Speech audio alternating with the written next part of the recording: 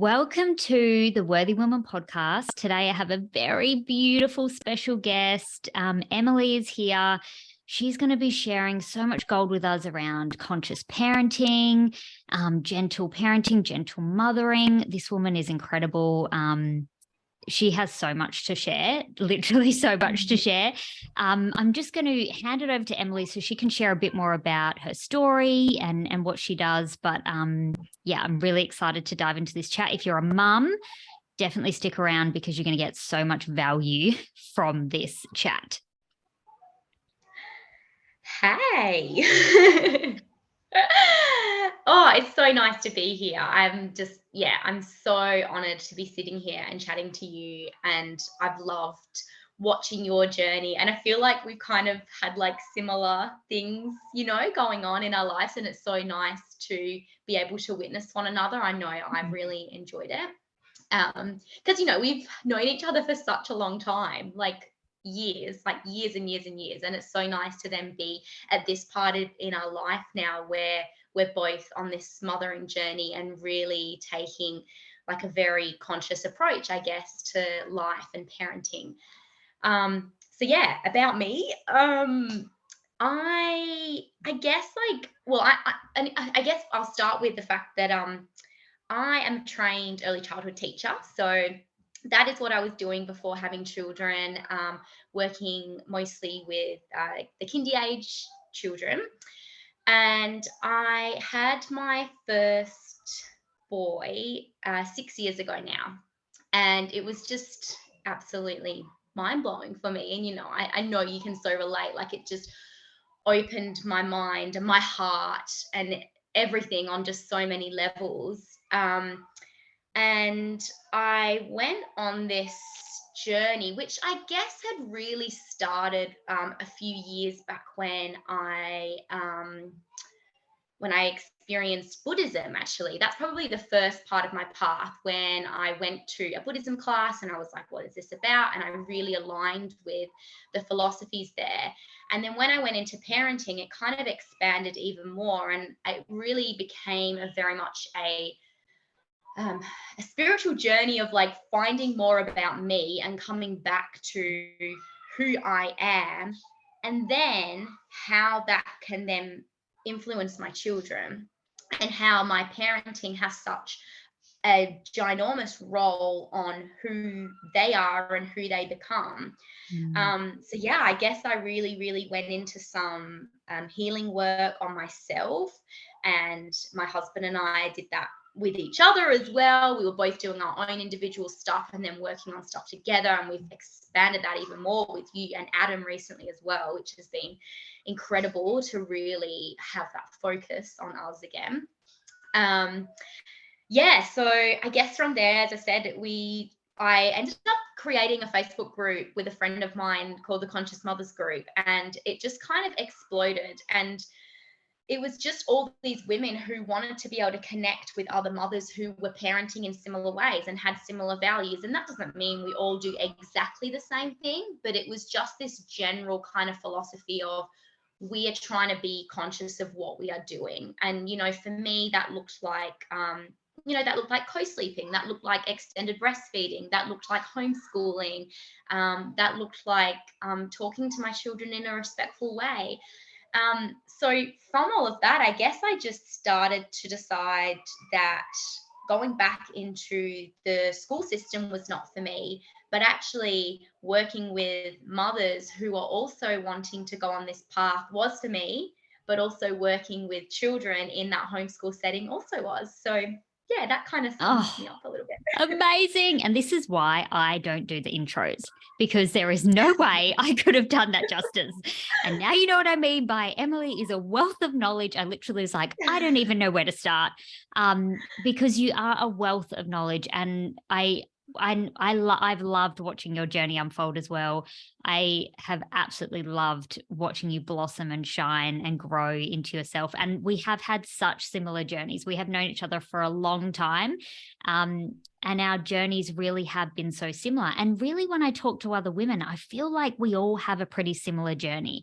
And I do think that, I know for me and I know for you, and so many women I work with, motherhood or birth is this opening, this spiritual Mm. awakening, this initiation that we're not really prepared for, that can open these parts of ourselves, which I just don't think we could find any other way. And so I could definitely relate to what you discovered about yourself once you had your first son. And I was the same when I had my son. I was like, wow, like I didn't know it was going to bring up all these parts of myself. And it took me, I was already on a healing journey, already doing personal development, and then it just took me down a whole nother path. And I know you can relate. And I have always felt that weight of like, this is about more than just me. Like exactly what you said. I am shaping another human being.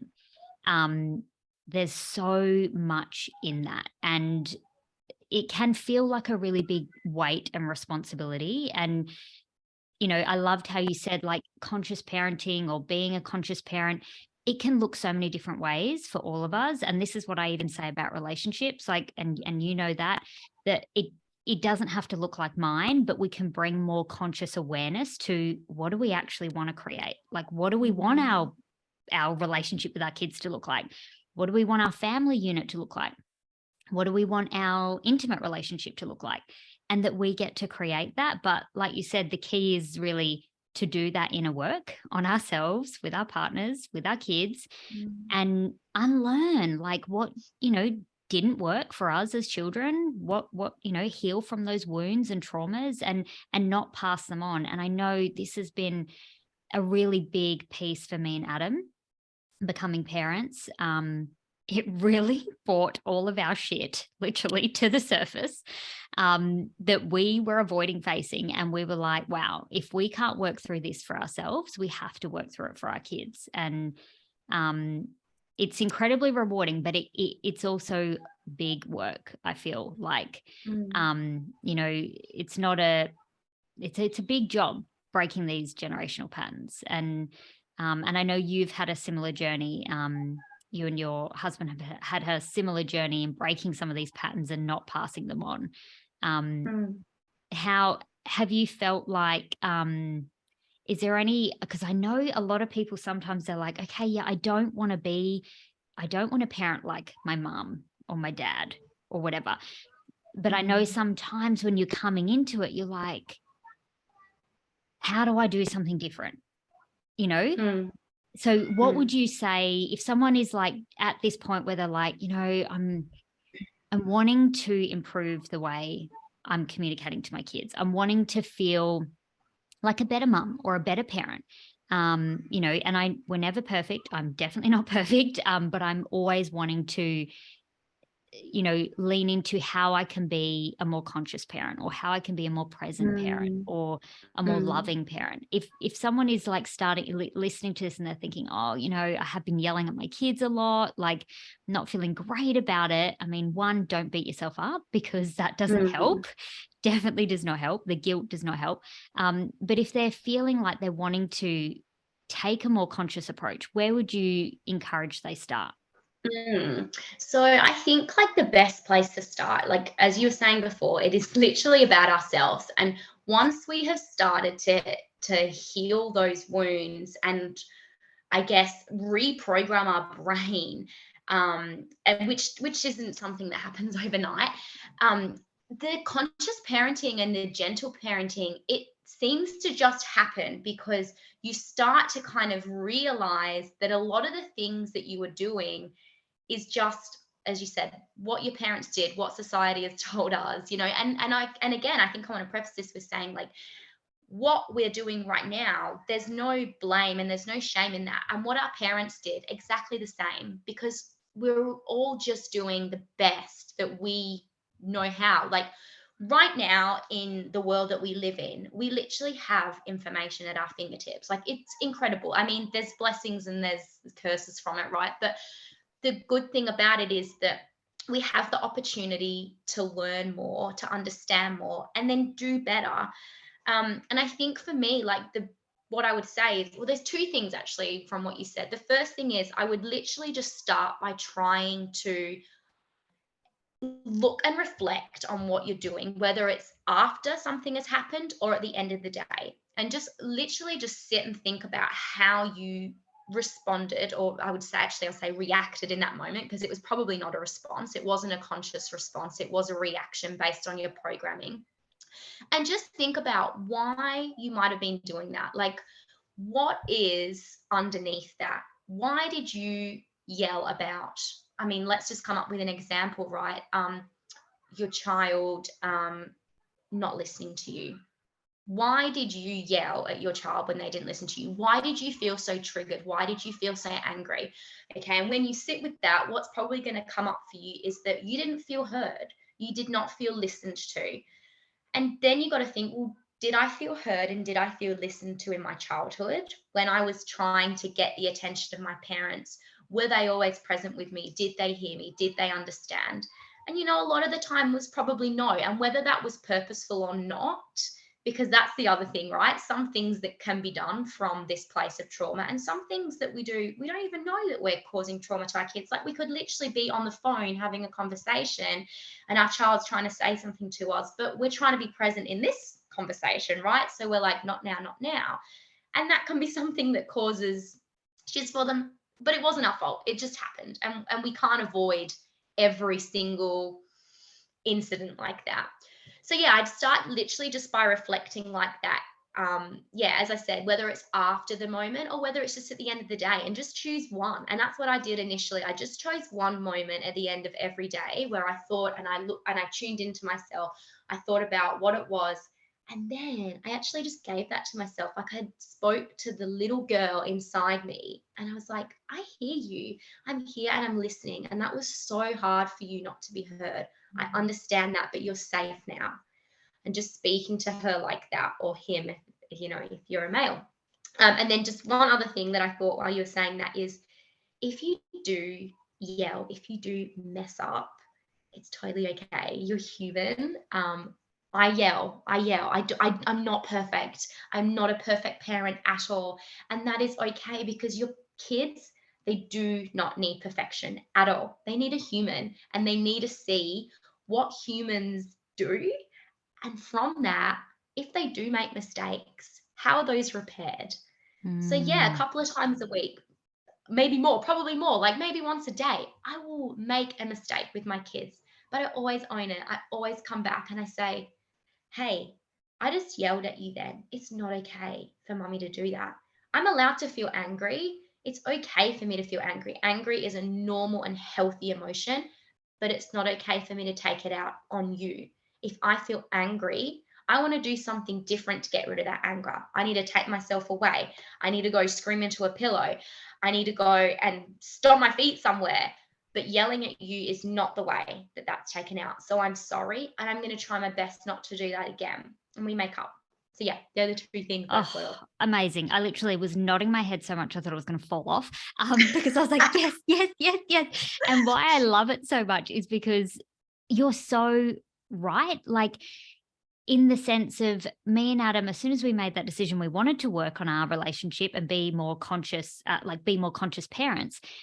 It always came back to us. I remember reading Dr. Shafali's Conscious Parenting, thinking I was reading that to be a better parent, like how to parent, strategies to parent. I literally read it, and exactly what you said, I was healing my own little girl.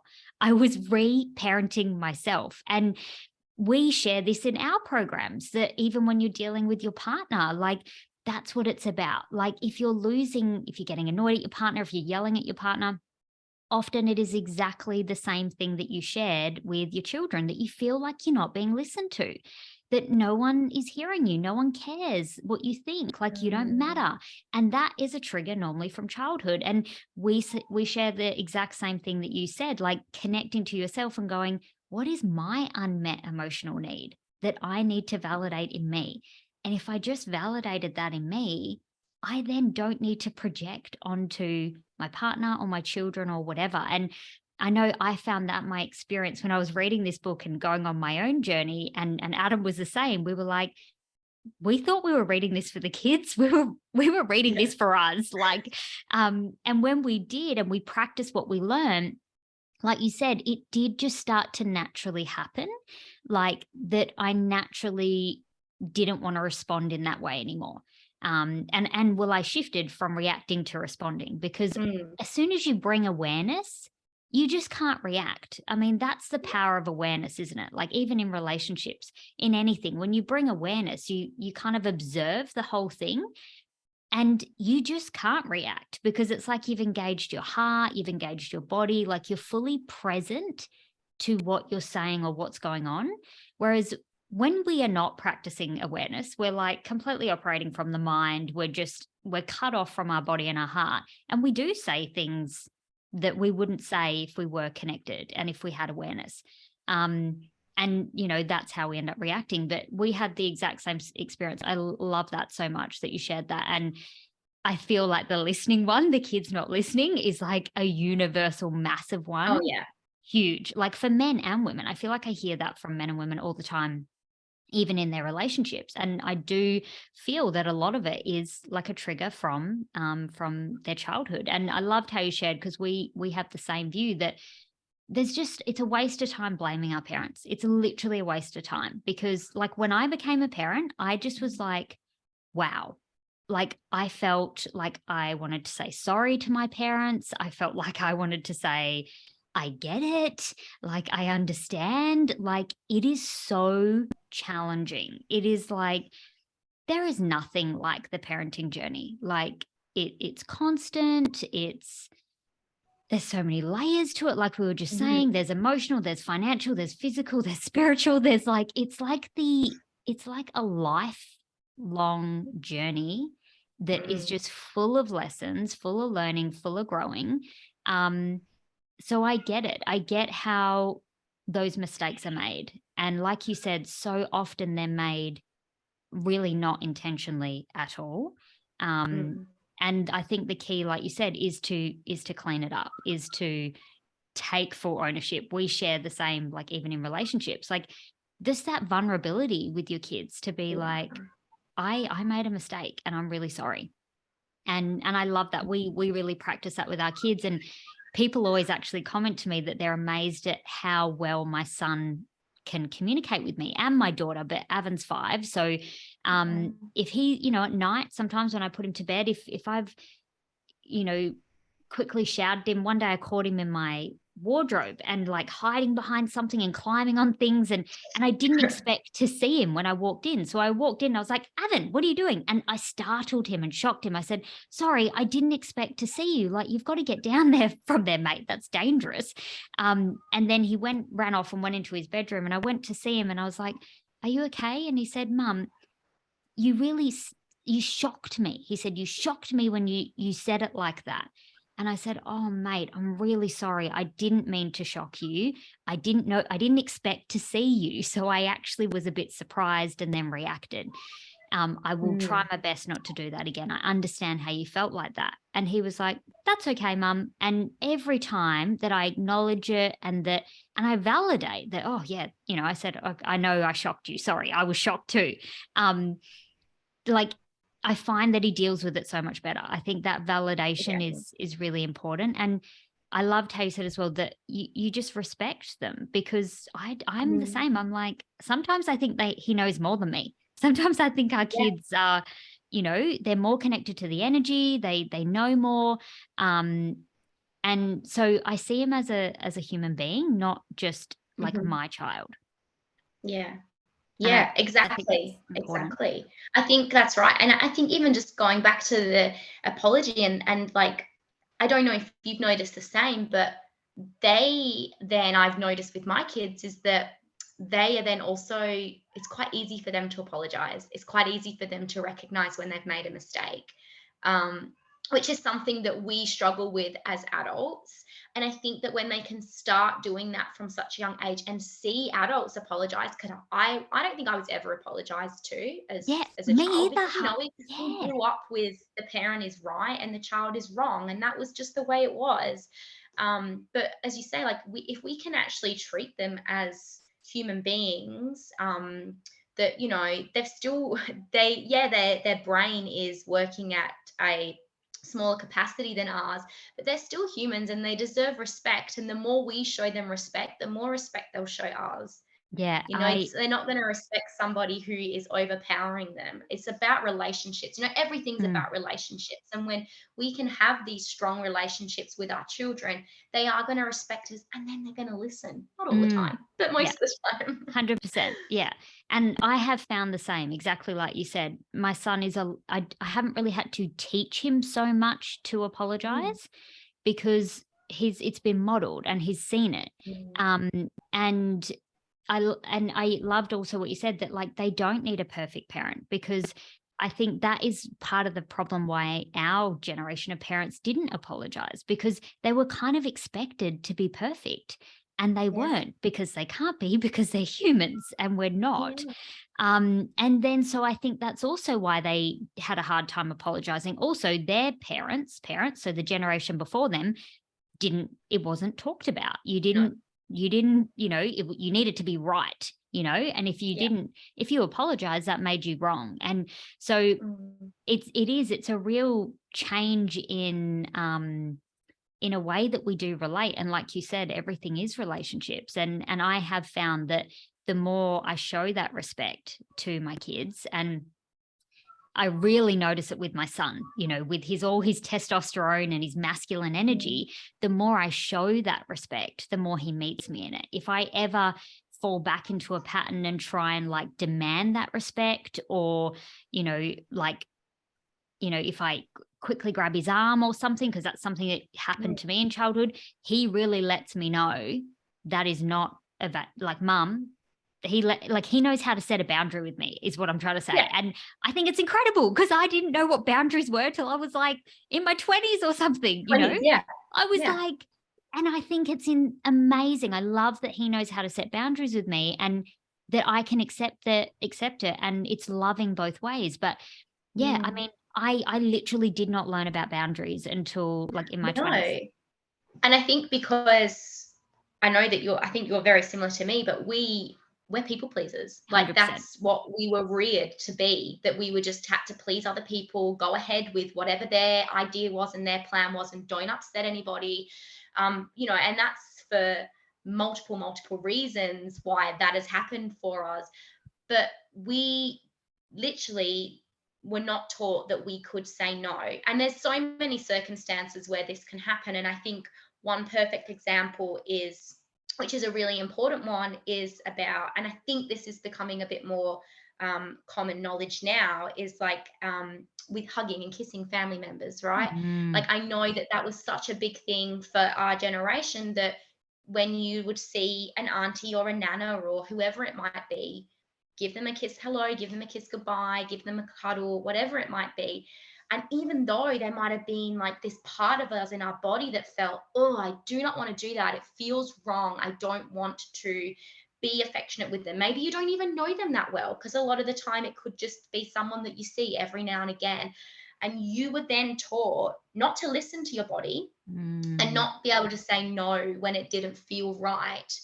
And I love now that we are becoming more aware of this, and we are teaching our children, firstly, because we're allowing them to, but secondly, because we're modeling it. We're having our mm, own boundaries, which is the perfect way to modeling it. And a boundary, yeah, it can sound like it would be similar to like telling someone what to do, but it's not. It's very mm, different in a sense where it's respectful of you and it's respectful of that person.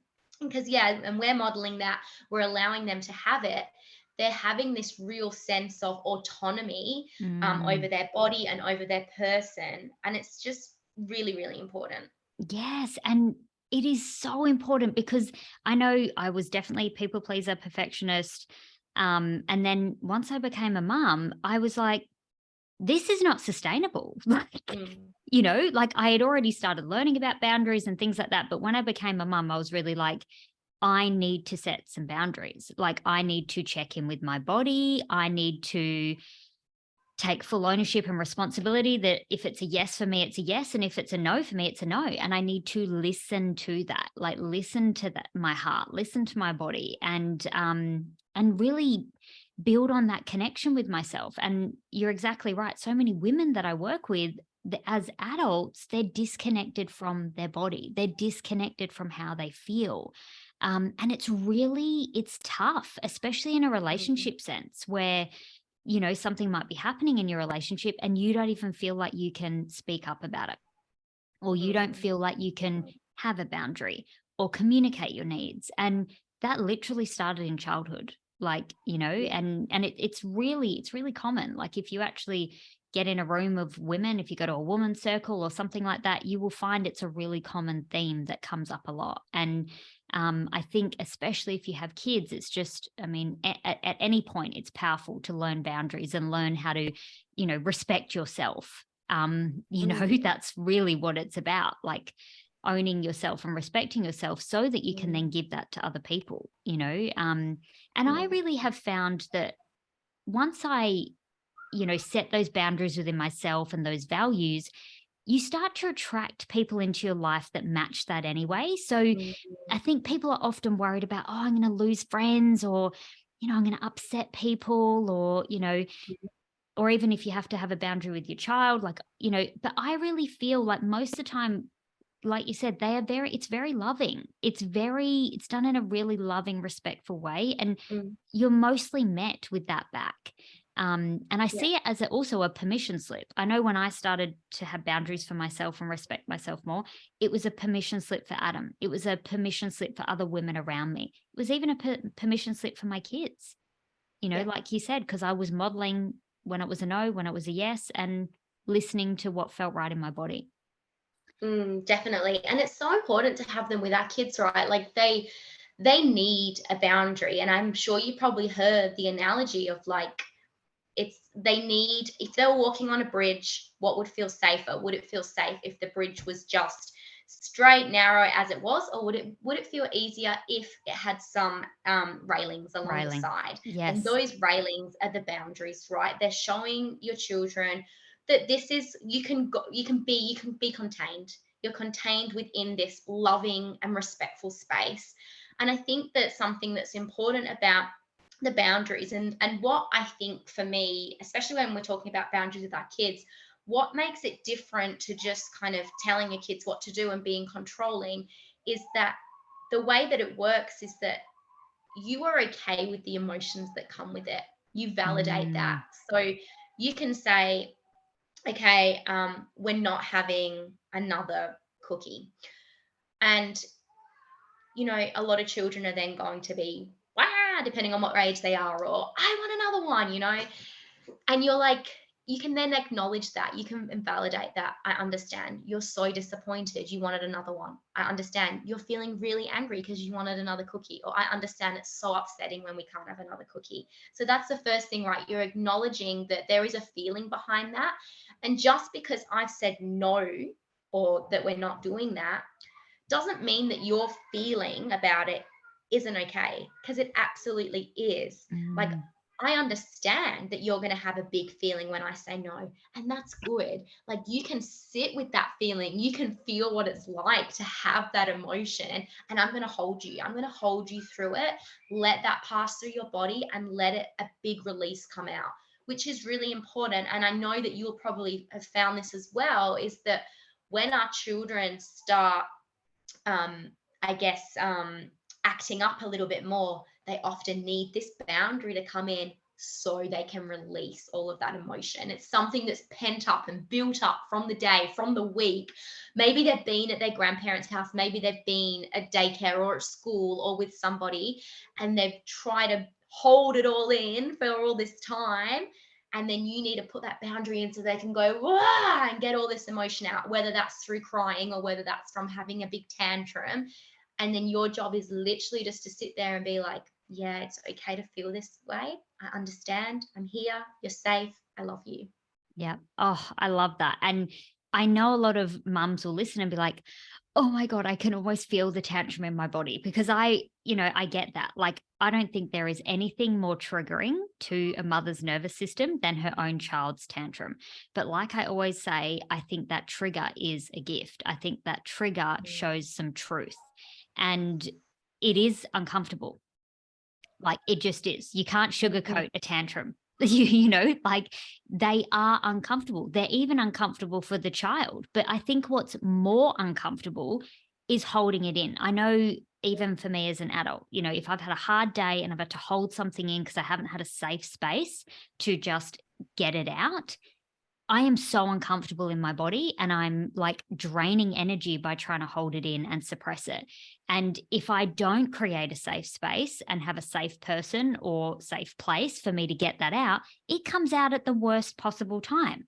You know, Mm, it just like a cork that just flies off a wine mm, bottle or something, just literally blows out. And I'm like, why didn't I give myself the time and space, like that boundary to express what I'm feeling? And our kids mm, really do need us to create, like you said, that boundary or that safe space for them. And I know it mm, is hard. Like I get it. Emily, I'm sure you get it too, that you've like even in relationships, I feel like the biggest thing I've had to learn is how to be okay sitting in the discomfort. You know, in mm, my discomfort, in my partner's discomfort, in my husband's discomfort, in my children's discomfort. And I really don't take it personally anymore. And I think that's the key, that the tantrum doesn't have to be a personal attack, or even if it's your partner who's having a bad day, it doesn't have to be a personal attack on you.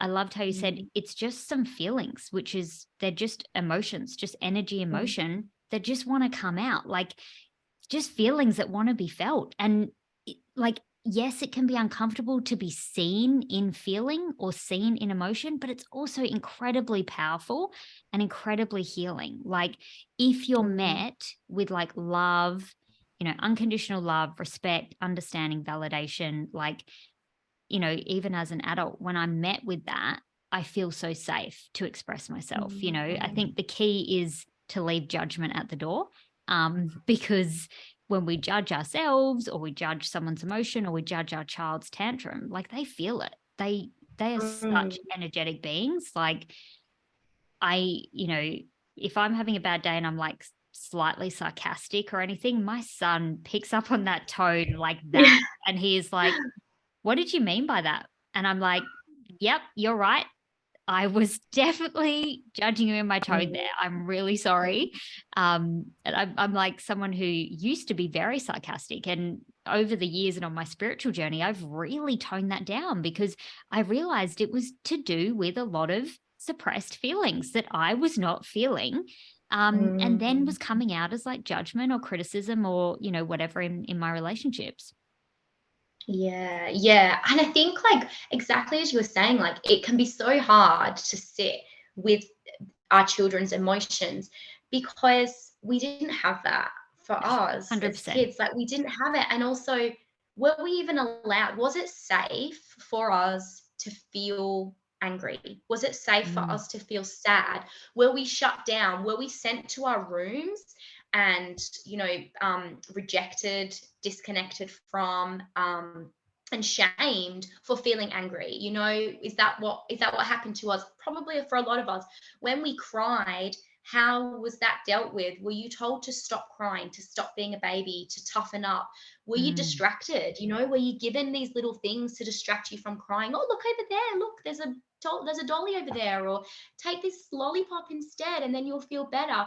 And that is basically because, you know, whoever was doing that with us, they weren't comfortable with those emotions. They didn't feel comfortable, and that's absolutely okay. And I have so much compassion for that. And we can have this compassion for ourselves now and mm, really give that to ourselves. Like, oh, it's so hard for me to sit with sadness or anger or whatever emotion it is that's hard for you, because I didn't have that loving support and because I wasn't allowed to feel that. It wasn't safe for me to feel that way, but now it is. Now I'm an adult. Like, I'm not reliant on a caregiver anymore. That's the mm, difference, right? I am a woman who is in power, and I can change now how I feel about that. Like, I have that. My children, they don't. They're relying on me. They're relying on me to hold them through that.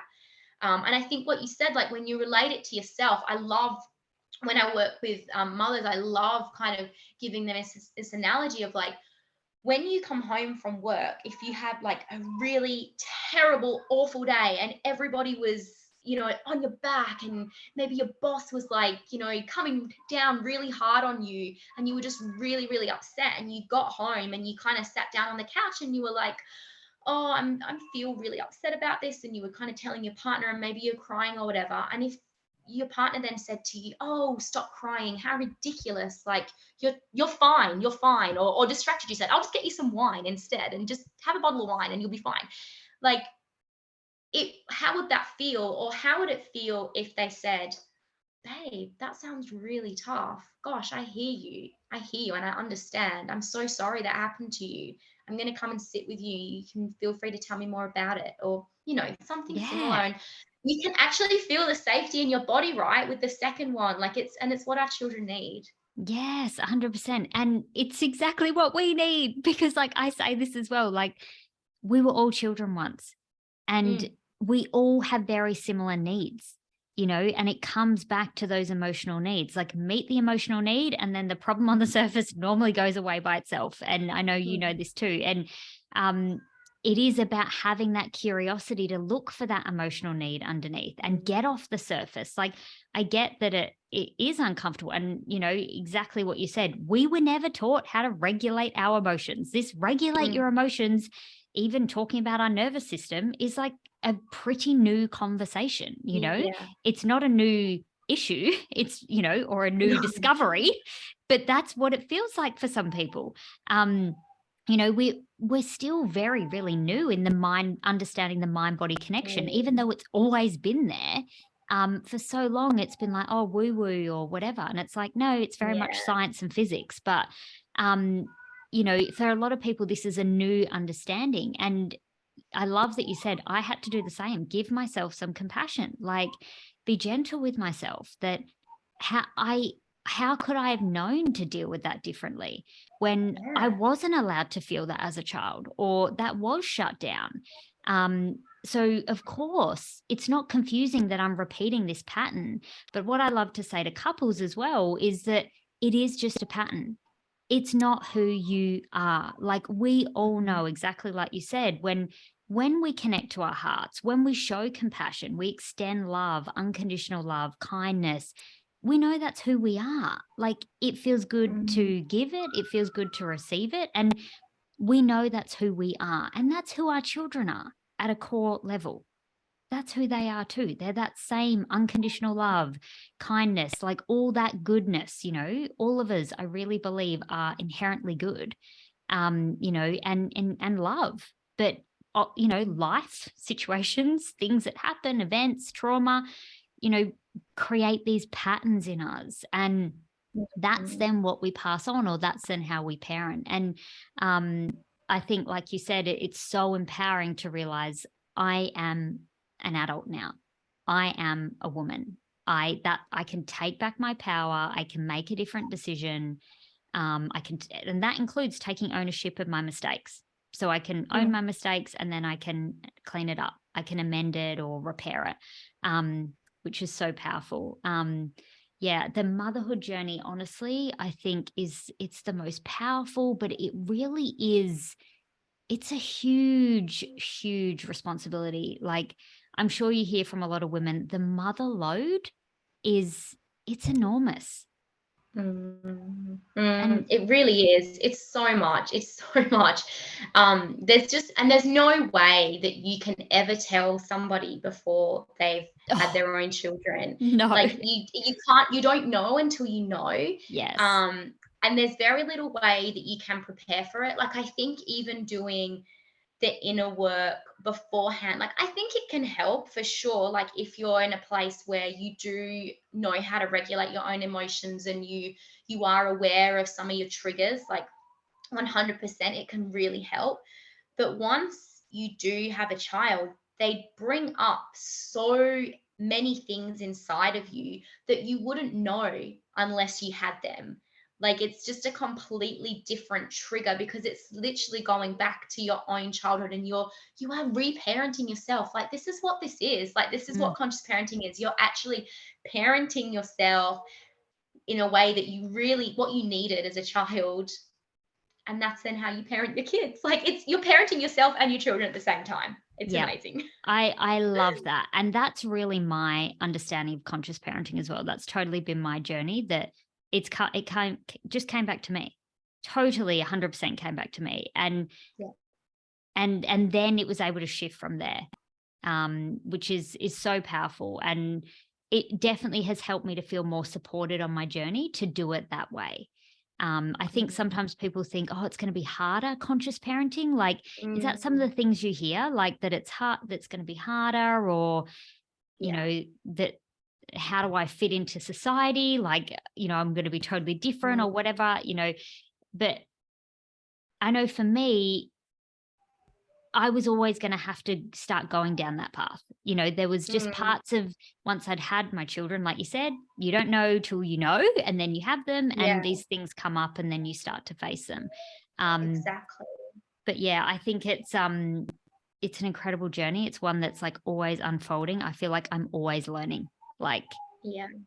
there's Yeah. just, I can't see an end to this learning. No, that's it. It never stops because as once you figure it out, one you kind of nail one thing, and then it's just ages and stages, right? Something else happens and it reminds you of your own inner child at that age. And then that's it. There's something else.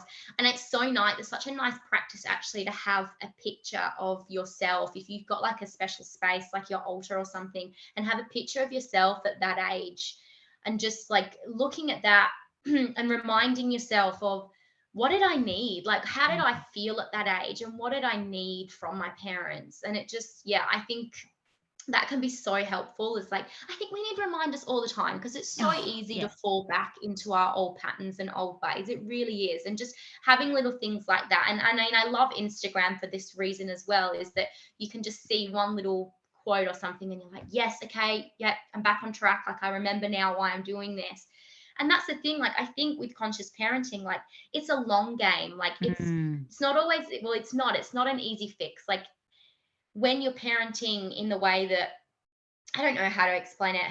I'm not using the word mainstream parenting, but you know what I mean when I use yeah. that term.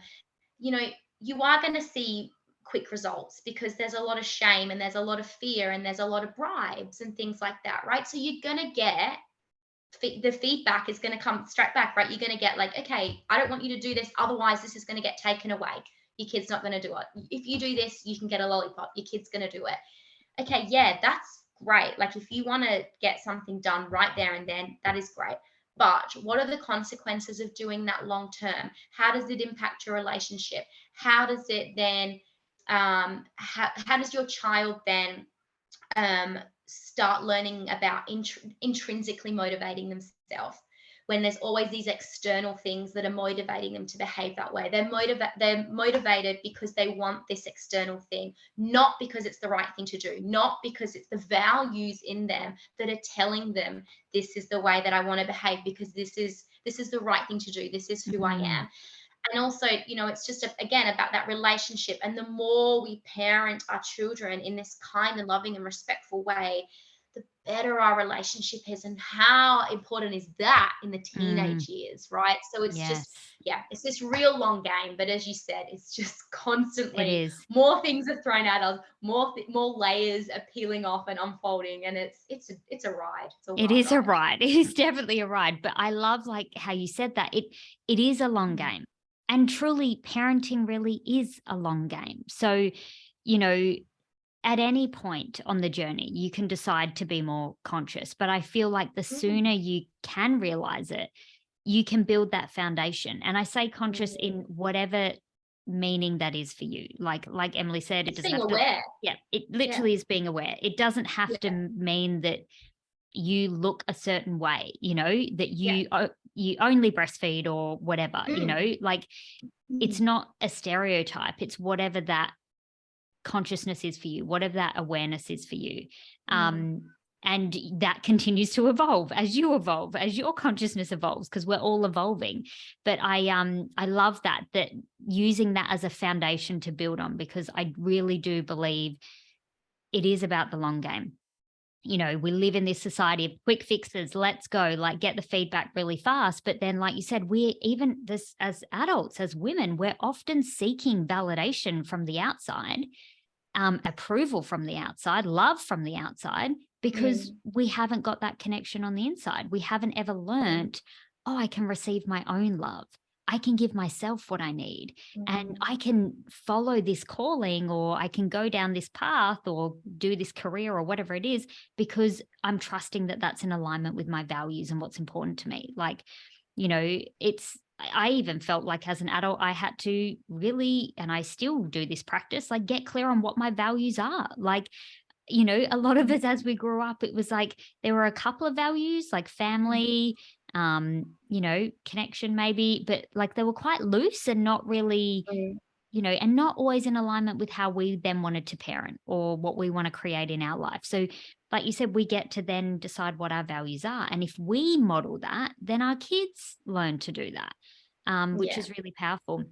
One thing I did want to touch on before we finish is, because I know this comes up a lot, is when one parent is more open to Mm, conscious parenting, or again, we're different people, men and women are totally different, or whatever your relationship looks like, we all think differently, and we have like conflicting beliefs or ideas about what conscious parenting is. mm. Have you experienced this, or how have you dealt with it, or experienced it with other women? Yeah, I have experienced other women, and it's really hard. It probably is the hardest thing, the most challenging thing um, for partners to deal with, and especially the partner that is really, really feeling aligned with parenting in a gentle way. Um, what I do say is that if you're doing it on your own, it's enough. It is Yeah. enough. If one parent is doing it that way, it is absolutely enough. And you are making a difference. You absolutely are, because your children are seeing this way of living and this way of being. And yeah, it might feel sad, but your relationship is probably going to end up being stronger with your child, which can be upsetting for you, knowing that maybe your partner's not going to have that relationship for them. But I mean, how we can't force anybody to do things that don't feel right for them and that they don't want to do or they're not ready for. And one Yes. thing that I have noticed is that the more, if it's for you, the more you do it and the more you're modeling it, the other partner or parent, they start to see and they start to pick it up, and they kind of subconsciously doing it, because you're almost reparenting them as well through it. Yes. Because it Yes. really is like gentle and respectful parenting is just being a kind adult. It's being a Yeah. kind person. And we can do that to anybody. I feel like you can Mm, apply this to anybody. It doesn't have to just mm, be children. mm. Validating other people's emotions, having boundaries, speaking to people in a respectful and loving way. It's just being a good person at the end Yeah, of the day. exactly. Being a good human Yeah. being, creating safe space. And I didn't know what you were going to answer to that, but I had a feeling that it was exactly the same as my belief. And that's how what I apply to relationships as well, because it's not just in relating to children. Sometimes you'll be in an intimate relationship and one partner will want to work on it and the other partner isn't ready. And I've experienced that with Adam. We've been at different points of the journey. And Yeah. like you said, one is enough. Like when I started to make shifts, he eventually wanted to know what I was doing. And he Exactly. eventually really started shifting anyway. And I've seen it with our parenting in that if I try to tell him how to parent or, tell him how to do it, it doesn't go well. It Mm, doesn't go well. He feels like shamed and all those things. If I just parent in a conscious way myself, and, and again, I'm not perfect. Sometimes I make mistakes and things like that. He then sees what I'm doing and he starts to model it. He starts to see, oh, that worked better. And he mm, naturally wants to try it that way next time because we all want it to go better. We all want to yeah. resolve the issue or move through the thing in a way that feels better. Um, and it is so true. I 100% agree that it only takes one of you. And really, Mhm. it's about how you feel. If you're not feeling good about parenting in with your old patterns or being like your mom or being like your dad or whatever it is, Mm, um, then you're making this decision, like you said initially, to reparent yourself. And then you're just yeah, gifting that to your child. And your relationship is stronger with them. And that's beautiful. And then it mm, highlights that with your partner, I always say you no longer need to say it because the energy is just moving it. Like Exactly. you don't need to waste energy saying it because the energy is already Mm. moving it. They're seeing it, they're around it, they're in the environment, and then shifts naturally happen. And it's Yeah. hard to explain sometimes, but I know if you've experienced it, like I have in my relationship and even with my kids and parenting, you just know, and you can feel that that's the truth because, like you said, we can't control anybody else but ourselves, and the decisions we make. And we are all at different points and we're all ready at different times. But it doesn't Mm. have to mean someone's right or wrong or like better than or, the bigger person. Like I'm always like, oh, Mm. I don't know if it's helpful that we say those things sometimes. Yeah. Like, because we're all just kind of meeting based on where we're at. Um, Yeah. and that's all at a different point. So, oh my God, I feel like I could just talk to you forever because I know. this just feels like a casual chat, but I don't want to take Yeah. any more of your precious time away from your family. But Emily literally has so much gold to share around parenting. Like when you said like you love Instagram for like those little posts or whatever, that's what your page is Mm. often for me. Your conscious Yeah. parenting, like it's something will come up and I'm like, oh yes, that's a reminder, do it that way. Or like sometimes I don't even realize that I'm using a tool. And then you pointed out on your page, like the other day, I think you were sharing like when you walk into the room and like your child's done something that you don't want, like they've drawn on the wall or, my son is loves chocolate. So he's always raiding the pantry. And like I find him with like, we once a week we make like pancakes with Nutella on. Yeah. He loves it. But Yeah. he'll be in there, he'll find the jar and he's like, and then he'll try and hide it from me and then be like, what, mum? And I'm like, darling, there's like chocolate all over your face. And I didn't even realize what I was doing is one of your tools that you're recommending, that walk into the room and just breathe, just take a pause and just say what you see. And I didn't realize that's what I was doing, but I was walking in, breathing and being like, wow, so there's chocolate all over your face. There's a knife covered in chocolate. I don't think we've got any left for pancake day. Wow. But Yeah. that just going through that process and getting it out of my head helped diffuse it. And he straight away was like, Mm. I'm really sorry, mum. I just love chocolate and, Yeah. all this stuff.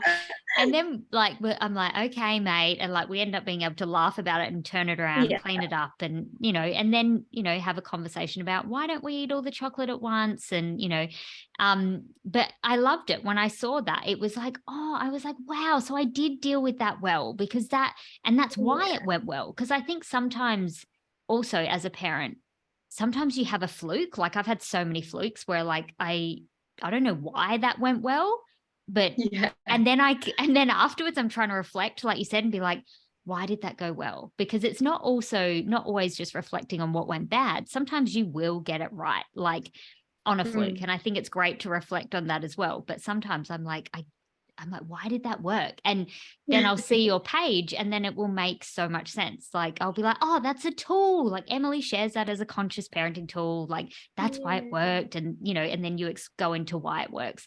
Yeah.